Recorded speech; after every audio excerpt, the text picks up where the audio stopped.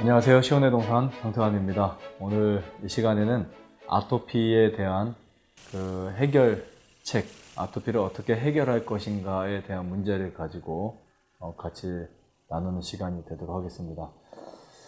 많은 분들이 전화가 오십니다. 아토피가 얼마의 기간이 지나면 해결이 될 수 있냐라는 이러한 연락을 하시는데요. 저는 아토피라고 하는 질병이 먼저 무슨 질병인지를 알아야 그 질병에서 해결할 수 있다, 해결책이 나온다라고 생각하는 사람입니다. 아토피에 걸렸을 때 그 아토피의 증상, 가려움, 그 다음에 또 그쪽에 살이 붓거나 혹은 또 딱지가 지고 진물이 나고 그런 수많은 고통들을 경험을 하는 많은 사람들이 있는데, 이 아토피를 해결하기 위한 가장 정확한 정답은 아토피의 원인을 찾아야 된다는 겁니다. 아토피의 원인이 뭘까요? 일반적으로 아토피의 원인은 원인을 모른다 라고 하는 그런 의미를 갖고 있다는데요. 저는 이번 시간 아토피의 원인 그리고 그 해결책에 대한 부분을 여러분들에게 충분히 설명을 드리려고 합니다. 자, 아토피라고 하는 것은 일반적으로 잘못된 먹거리에서 왔다고 볼 수 있습니다. 병원에 가면 대학병원에서는 그 알러지성에 대한 검사가 쭉 나오는데, 그중에 가장 사실 문제가 되는 것이 먹거리라고 볼 수 있습니다. 우리가 음식을 먹으면 그 음식은 우리 소화기관을 통해서 소화되고 흡수가 될 수 있도록 그런 하나의 과정에 그 음식이 들어가게 됩니다.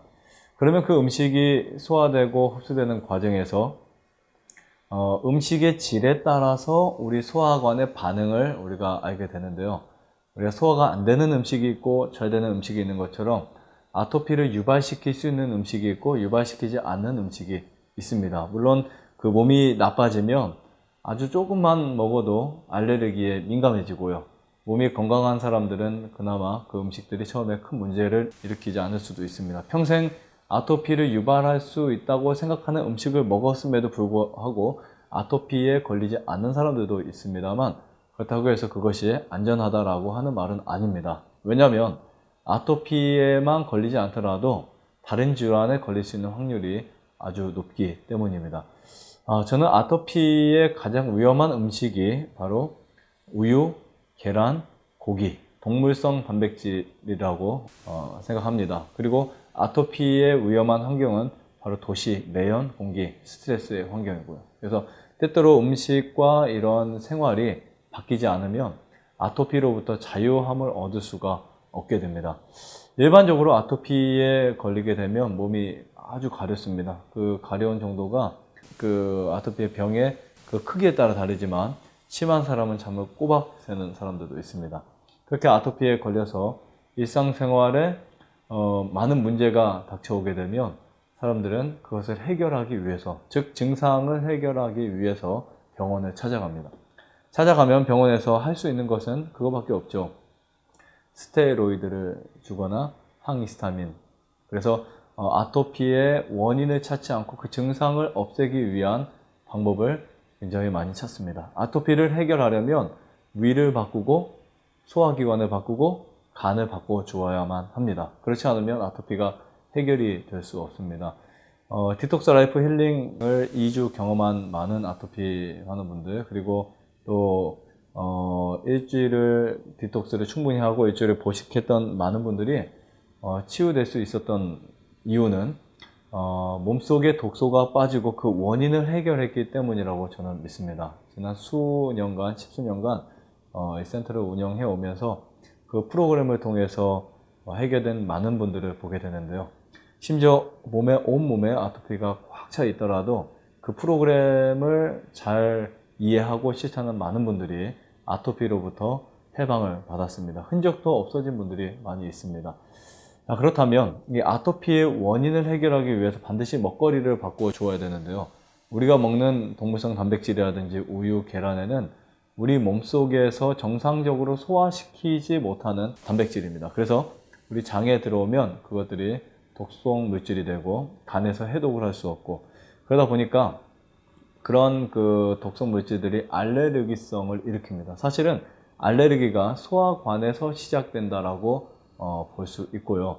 그 아토피를 해결하기 위해서는 반드시 기본이 바뀌어야 됩니다. 운동해야 되고, 물을 많이 마셔야 되고, 햇빛을 충분히 봐야 되고, 그 다음에 좋은 공기를 마셔야 되고, 또 먹는 음식이 결정적으로 완전하게 바꿔줘야만 아토피가 해결될 수 있습니다. 아토피가 심할 때는 일시적으로 우리가 할 수 있는 방법들이 있습니다. 거기에 알로에베라를 바르든지, 저는 가장 많이 제가 추천하는 것이 완전한 천연 크림을 가지고 그 프로폴리스 분말이라든지 액체를 조금을 희석을 해가지고 아토피 부위에 하루에 여러 번 발라주면 굉장히 많은 도움을 받는데요. 물론 속이 안 바뀌면 겉에 아무런 어떤 치료를 하더라도 일시적 효과는 있을 뿐이지만 결정적으로 바뀌지 않습니다. 그래서 몸 안에 노폐물을 해결해주고, 그리고 외부에 크림을 발라주고 프로폴리스를 발라주는 건 좋은데요. 잘못 오해하고 프로폴리스를 그냥 뭐 액체나 분말을 그대로 뿌려버리게 되면 아주 심각한 트러블의 경험을 하게 됩니다. 그래서 그렇게 하기보다는 크림에 아주 적은 양을 희석을 해가지고 그 부위를 하루에 3번에서 6번 정도 자주 발라주는 게 좋고요. 그 다음에 아주 좋은 꿀이 있다면 꿀을 연하게 물을 타가지고 그 꿀물을 가지고 이제 피부에다가 발라주면은 이 건조를 막을 수 있습니다.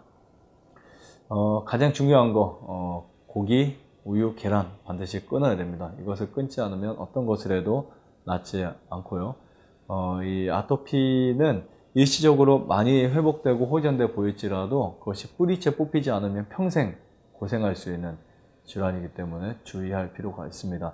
그리고 이 자연치유를 결정할 때, 할 때 정확하고 아주 기쁘게 좋은 마음으로 쭉 해준다면 더 많은 치유가 일어날 수 있습니다. 근데 몸이 좀 좋아졌다고 해서 다시 옛날 생활을 하거나 옛날 먹었던 음식을 계속 먹게 되면 우리 몸이 내성이 생기고 다음에는 채식을 하더라도 아토피가 훨씬 더 해결이 되지 않습니다. 이 영상을 보신 분들은 반드시 정확한 교육과 정확한 인지를 가지고 아토피를 잘 해결할 수 있는 귀한 시간이 되기를 간절히 바랍니다. 아토피가 심할 때 디톡스의 기간을 조금 더 늘려서 한다면 더 좋고요. 그게 좀 더 힘들다라고 하면은 디톡스가 끝난 이후에도 과일식을 좀 더 해주면 아주 좋습니다. 그리고 보식을 철저히 하게 되면 우리 몸이 반드시 변화를 갖게 되고 우리 몸이 말하는 놀라운 건강 체험을 얻게 될 수 있습니다. 아토피로부터 자유롭게 되기를 바라면서 마치겠습니다.